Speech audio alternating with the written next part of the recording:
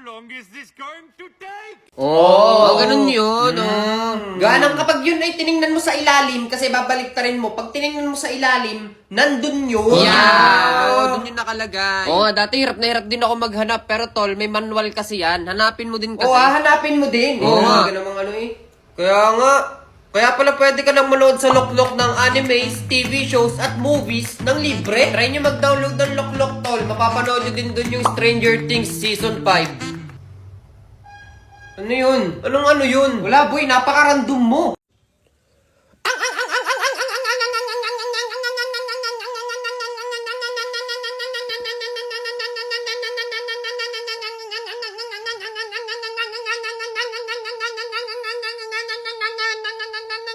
Tingnan ninyo to naglalakad na layon, magta-transform yan, magiging ako yan, Astig, di ba? Ang galing!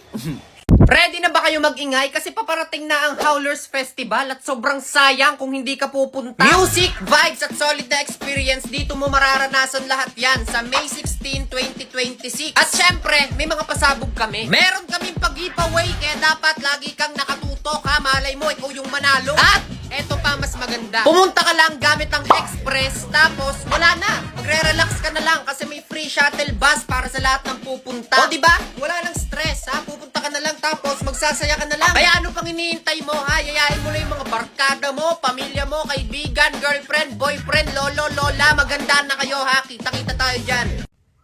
Crazy Rapid Boots. Idol, hindi porket Goshen gamit mo ay hindi na pwedeng mag-rapid boots. Para sabihin ko sa'yo, sa mundo ng Mobile Legend, lahat ng items ay pwedeng gamitin ng heroes. Naiintindihan mo ba, idol? Mag-aral ka munang mabuti tungkol sa ML o Mobile Legend.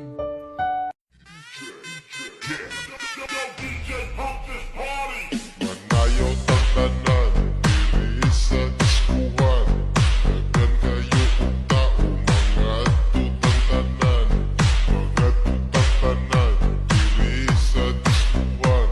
Kauban ng kanaya. Teka, parang na-realize ko ang linis na ng lamesa ko ah. Wala na yung ibang gamit. Kaso nakaka-distract tong paa ng monitor ko. Ang pangit tingnan. Kaya naman bigla akong napabili nitong in-play gas spring monitor mount. Ang dami ko kasing nakikitang gumagamit ng ganito eh. Tapos nakakadagdag forma din siya. Syempre yung gitero ko, kaya bumili din ako ng akin, di ba? Kasi nga, ang ginagawa ko sa setup ko ngayon hanggat maaari, yung malinis pero maporma. So, ito na yung laman ng box niya. Ito na yung lahat-lahat mga kaibigan. So, bubuuin na natin siya kaya idaan na lang natin siya sa pangmalupitang transition. Who decided that?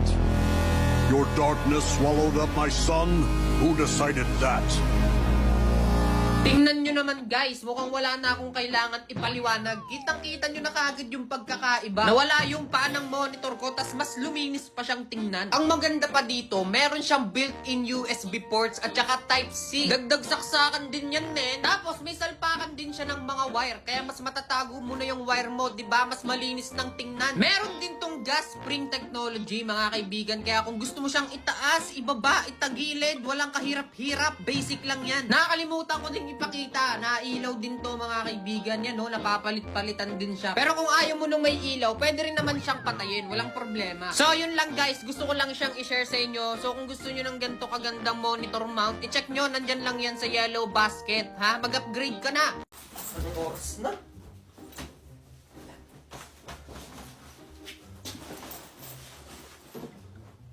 Oh, battery patay.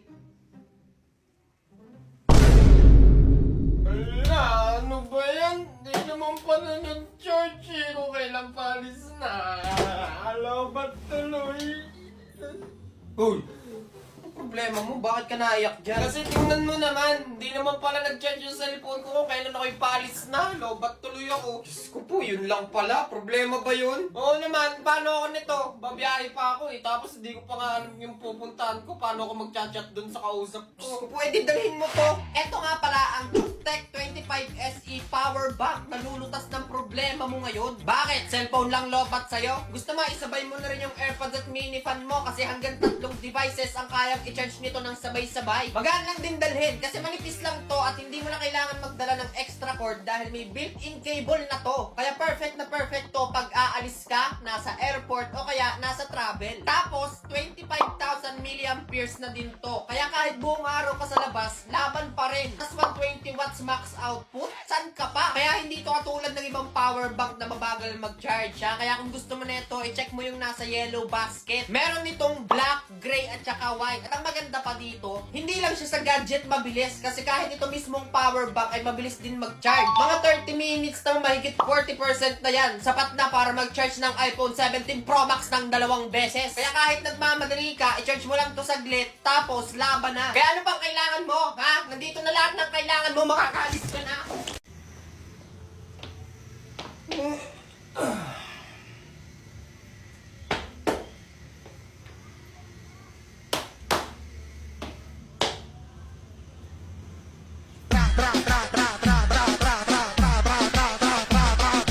Di mo ko makakaya, Sierra Madre. Gagawin ko ang lahat para maprotektahan ang aking bansa. Iingatan ko kayo hanggang dulo. Basta iingatan niyo din ako. Pabilisan po sa pagdakot ng lighter.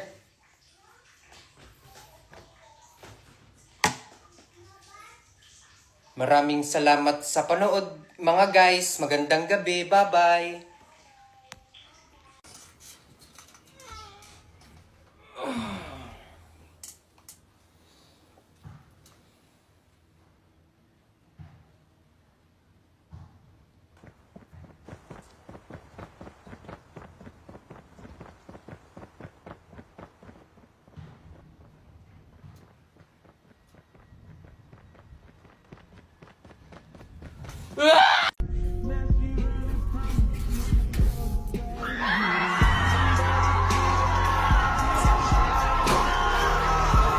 We have to do something, and we have to do it now. Who's that?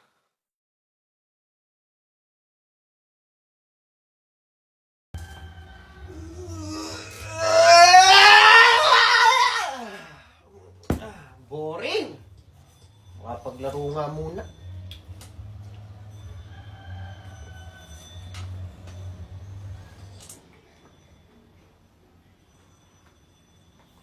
Parang mali. Baligtad. Yeah. Ito, real talk. Sa langit, may sky.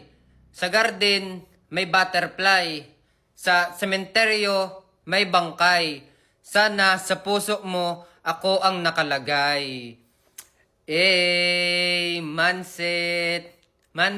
Yan guys, wala nang patumpik-tumpik pa. Meron ulit akong susubukan na pagkain na sobrang tagal ko nang gustong tikman pero ngayon ko lang matitikman. Ngayon, wala namang special dito kasi ano lang naman to sushi. Nakatikim naman na ako pero alam niyo yung hindi naman siya legit na sushi. Yung parang lang, mga sushi-sushihan lang. So ito na yung in-order ko. Ito hindi siya basta simpleng sushi pa rin siya pero yung legit. Ninispoil ko muna yung sarili ko kasi mag-isa naman ako ngayon eh. Pero pa bang gagawin ko dito, di ba? Di kakain na lang ako. So ito yung kasama niya. Chopstick, tapos toyo yata to. Yun na. Yan siya guys. O, yung mga raw na isda, ganun. Nakalimutan ko yung mga tawag dito eh. Dadaan ko na lang sa edit, no? Lalagay ko na lang yung mga pangalan yan, mga yan. Kikimas-kimas! Ngayon ako makakatikim ng legit na ganito, promise. Yun, buksan ko muna yung toyo.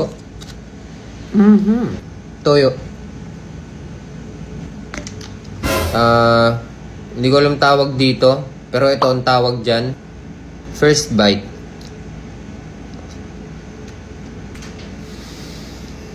Natutuwa ako. Buti na gustuhan ko. Kasi kanina inisip ko kung hindi ko na magugustuhan. Medyo pricey din siya eh. Kung hindi ko siya nagustuhan, hindi ko alam kung anong kakainin ko ngayong gabi. Pero buti na lang nagustuhan ko talaga.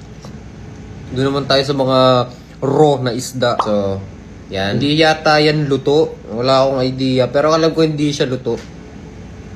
The moment of truth.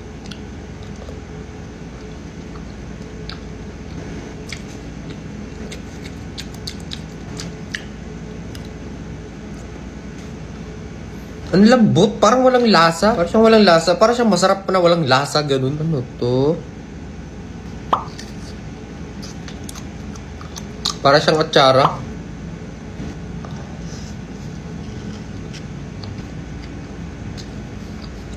Masarap naman. Parang feeling ko hindi naman ako magugulat sa lasa nito eh. Kanin lang siya na may seaweed tapos itlog. Cheers. Wala, normal na omelette. Baka biglang may magtanong na ano, ba't ang payat ko yung lakas kumain. Mahilig akong kumain, pero hindi ako malakas kumain. Mahilig lang ako mag-try ng mga iba't ibang pagkain yun, tulad nito.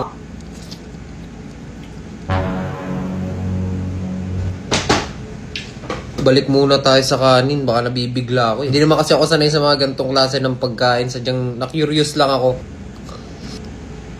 Ito naman, titikman ko naman tong isa. Ito, alam ko naman to kahit paano, salmon to. Sausaw sa toyo.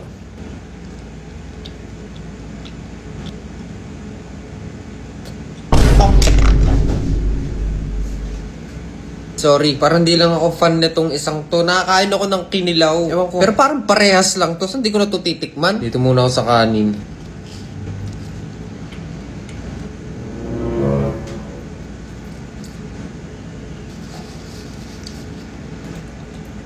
Anong nangyari? Bakit parang bigla akong na ano yung ang tawag doon? Naumay, ganun.